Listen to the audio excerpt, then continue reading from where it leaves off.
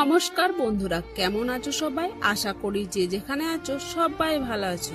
আমিও ভালো আছি। আমি মনিকা বর্ধমান জেলা থেকে তোমাদের সামনে নিয়ে এলাম নিত্যদিনের নতুন ব্লগ। আশা করছি আজকের ব্লগটিও তোমাদের খুব বেশি ভালো লাগবে।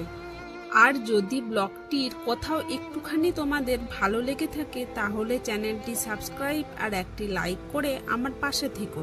আর সব থেকে ভালো লাগে যেটা আমার তোমাদের সুন্দর সুন্দর কমেন্টগুলো পড়তে, তাই বলছি তোমরা কিন্তু তোমাদের মতামত কমেন্টে জানাতে একদম ভুলবে না। বড়দেরকে প্রণাম ও ছোটদেরকে অনেক অনেক ভালোবাসা জানিয়ে আজকের আমার নতুন ব্লগটি শুরু করছি। আজকের ব্লগটা একদম সকালে ঘুম থেকে উঠে থেকে করিনি, জানো তো, অনেকক্ষণ পর, বলতে পারো প্রায় 9:30 থেকে শুরু করেছি আজকের ব্লগটা করতে। আজকে ঘুম থেকে উঠে বাসি বাসন ধোয়া হয়ে গেছে, ঘর ঝাড় দেওয়া, ঘর মোছা, ঠাকুর পুজো করা। আর জানো তো, মোনা ঘুম থেকে উঠে গেছিল, মোনাকেও ফ্রেশ করিয়ে ব্রেকফাস্ট করিয়ে দিয়েছি। আর আজকে দেখো সকাল থেকে অনেক রোদ দিয়েছে, কিছুদিন ধরে তো বৃষ্টি হচ্ছিল, তাই দেখো শাশুড়ি মা তিল আর মুসুরি কলাই আর বড়িগুলো ভালো করে রোদে দিয়েছে। আর জানো তো বন্ধুরা, বাড়ির সবারই আজকে মুড়ি খাওয়া হয়ে গেছে, কিন্তু আজকে এখনো আমি খাইনি। মোনাকে ব্রেকফাস্ট করাচ্ছিলাম, ওইখানে একটুখানি দেরি হয়ে গেছে। এখন আমি দেখো নিজের জন্য মুড়ি বেড়ে নিচ্ছি। আর আজকে মুড়ি খাওয়ার ছিল চপ, শসা আর পেঁয়াজ, এই দিয়ে মুড়ি খাবো। আর আজকে জানো তো একটা বিরাট বড় বিপদ হতে যাচ্ছিল, বিপদ হতে হতে অনেক বড় বাঁচান বেঁচে গেছে। আজকে যেহেতু সকালে সব কাজ হয়ে গিয়েছিল, তাই মুড়ি খেয়ে আমি রান্নাঘরে চলে এসেছিলাম রান্নার জোগাড় করতে। এদিকে দেখো আমি মিক্সিতে মশলাটা পেস্ট করছিলাম, তখন কিন্তু ক্যামেরাটা অন ছিল না। আর জানো তো মিক্সির যে গার্ডারটা হয় ওটা কি করে মিক্সির ভিতরে ঢুকে পুরো পেস্ট হয়ে গেছিল। আর জানো তো পুরো মশলাটা রান্নাঘরে আমার গোটা গায়ে চারিদিকে ছড়িয়ে গেছিল। আর মশলাটার মধ্যে আদা, রসুন আর কাঁচা লঙ্কা ছিল। আর আমার পুরো চোখে মুখে লেগে গেছে, পুরো মুখ চোখ গলাটা পুরো জ্বলছিল। আর মিক্সির যে গার্ডারটা ছিল সেটা তো দু অর্ধেক হয়ে গেছে, তোমাদেরকে দেখালাম। আমি না নিজেও বুঝতে পারলাম না গার্ডারটা কি করে খুলে ওর ভেতরের মধ্যে ঢুকে গেল। যখন জানো তো লাগিয়েছিলাম ঠিকই ছিল। তারপর জানো তো পুরো রান্নাঘরটা আবার মুছেছিলাম, গোটা ঘর মশলা হয়ে গেছিল। তারপর আবার পুরো মুখটা আমি দুবার করে সাবান নিয়ে ধুলাম, ঠান্ডা জল দিয়ে ধুলাম, কিন্তু জানো তো লঙ্কা ছিল তো ওই জন্য না জ্বালা জ্বালা করছিল, কিছুতেই কমছিল না। তাই ভাবলাম একটু বরফ লাগাই, তাহলে যদি ঠান্ডা হয়। আর বরফটা লাগানোর পর একটু আরাম লাগছিল, একটু বলবো না অনেকটাই আরাম লাগছিল, পুরো জ্বালা জ্বালাটা যেন ঠান্ডা হয়ে গেল। বরফটা ভালো করে মুখে গোলাতে লাগিয়ে নেওয়ার পর দেখো গামছা দিয়ে আমি এখন মুখটা ভালো করে মুছে নিচ্ছি।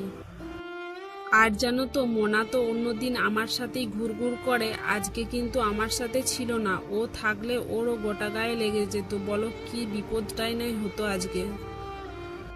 তো আমি তারপর চলে এলাম আবার রান্নাঘরে। এদিকে দেখো আজকে বাজার থেকে চিকেন এনেছিল, চিকেনটাই ভালো করে ধুয়ে নিচ্ছি, তারপর এটাকে জল ঝরতে দেওয়ার জন্য কিছুক্ষণ ছাঁকনি করে রেখে দেবো।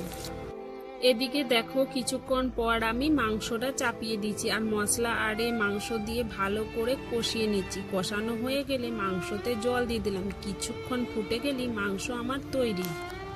আর আজকে জানো তো অনেক আগেই ভাত হয়ে গেছে, কারণ কি বলো তো অনেক সকালে চাপিয়ে দিয়েছিলাম, তাই আজকে ভাতটা হয়ে গেছে। আর এদিকে দেখো অনেক বাসন বেসিনে জমা হয়ে গেছে, মাংসটা তো কড়াইয়ে ফুটছে, তাই ভাবলাম মাংসটা ততক্ষণে হোক, আর এদিকে যে বাসনগুলো জড়ো হয়েছে সেগুলো একটু এক এক করে ধুয়ে নিই। আর জানো তো মোনা এখন বাড়িতে নেই, মোনা পাশের বাড়ি আন্টির সাথে তাদের পাশের বাড়ি আন্টির বাড়িতে গেছে। ও জানো তো ঘুরতে পেলে না খুব ভালোবাসে। আমাদের জন্য যে চিকেনটা রান্না হচ্ছে সেটা কিন্তু মোনাকে খাওয়াবো না, মোনার জন্য আলাদা করে গাজর আর পেঁপে দিয়ে চিকেনের ঝোল করা হয়েছে, আর আজকে সাদা ভাত করা হয়েছে। দেখতে পাচ্ছ কি তোমরা, আমি একটা ছোট্ট কড়াই ধুচ্ছি, ওই ছোট্ট কড়াইটাই করেই মোনার ঝোল করা হয়েছে। আর যে প্রেসার কুকারটা এখন আমি ধুচ্ছি ওটাইতেই মোনার ভাতটা হয়েছে। আর আজকে জানো তো প্রায় 10:30 থেকে বলতে পারো এখনো পর্যন্ত কারেন্ট আসেনি, এখন প্রায় 12টা বেজে গেছে। আর জানো তো কারেন্ট না এলে আমি জলটাও ধরে নিতে পারছি না। আমি যে বাসনগুলো ধুচ্ছি এই বাসনগুলো ধোয়া হলেই কিন্তু বাসন ধোয়া শেষ হবে না। দেখতে পাচ্ছ এখনো কড়াই আছে, উনুনগুলো আছে, মাংসটা ঢেলে নেবো, তারপর কড়াইটা মাজবো, গ্যাসটা মুছবো।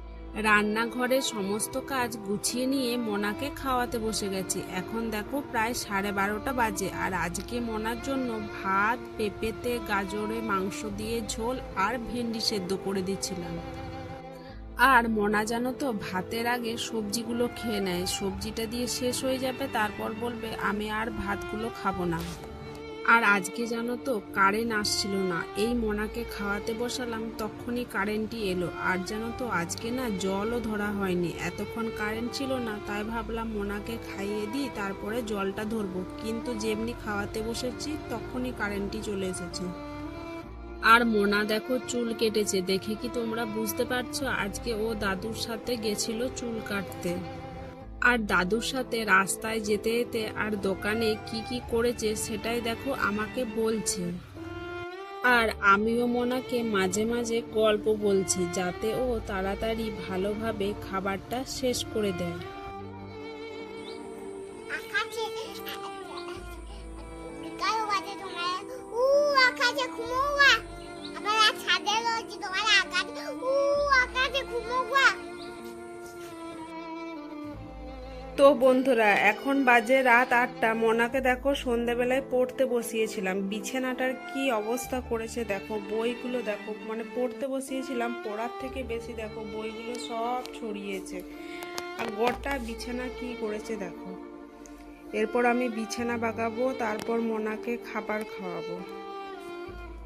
তো বন্ধুরা আজকের ভিডিওটি এখানেই শেষ করছি। যদি আমার ছোট্ট ব্লগটি ভালো লেগে থাকে তাহলে চ্যানেলটি সাবস্ক্রাইব আর একটি লাইক করে আমার পাশে থেকো। আর যারা পুরনো সাবস্ক্রাইবার আমার পাশে আছো তাদেরকে অসংখ্য ধন্যবাদ। আর যারা নতুন বন্ধু আমার ব্লগটি দেখছো তাদেরকে একটাই অনুরোধ করবো, চ্যানেলটি সাবস্ক্রাইব করে আমার পাশে থেকো। সবাই ভালো থাকবেন, সুস্থ থাকবেন। কালকে দেখা হবে আপনাদের সাথে আমার নিত্যদিনের নতুন